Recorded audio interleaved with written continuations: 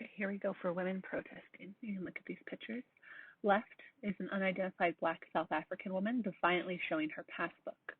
Right, a group of women hold signs in demonstration against the pass laws in Cape Town on August 9, 1956, the same day as the massive women's protest in Pretoria.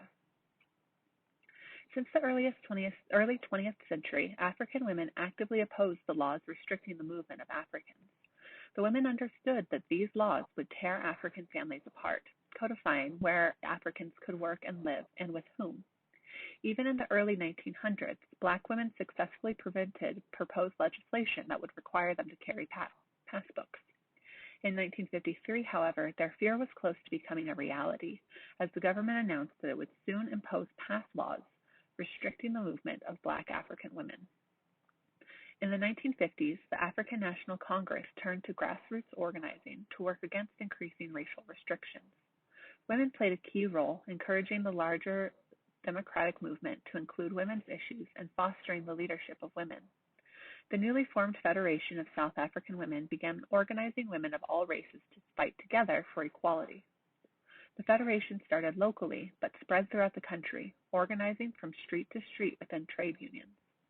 These grassroots efforts led many to local demonstrations and culminated in the Women's March on Pretoria, the capital, in 1956.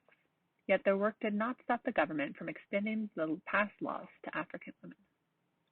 Although their role has been overlooked in historical accounts of resistance to apartheid, black South African women played an important part in opposing the system of racial segregation. White and colored women were part of the resistance, but the vast majority were black South Africans. In the early 1900s, black South African women successfully resisted proposed legislation that would require them to carry passbooks. After a setback in 1918, women organized again to end the practice altogether under the leadership of Charlotte Maxey, a gifted singer, social worker, and activist, a hero of the early days of protest.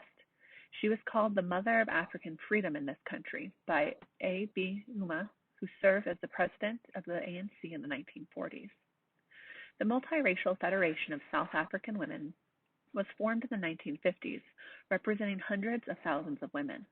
Together with the ANC Women's League, the Federation organized many local demonstrations against the pass laws, culminating in the March on Pretoria. On August 9, 1956, about 20,000 women peacefully gathered in front of the city's union buildings. They stood in silence for 30 minutes and then, breaking the quiet, chanted a call to the Prime Minister. Wasi Abasis Watin Mbokoto. Obviously, that's not how you pronounce that. Now you have touched the women, you have struck a rock, is what it means. Alerted to the protest ahead of time, the Prime Minister, J.G. Sturm, had slipped out of town.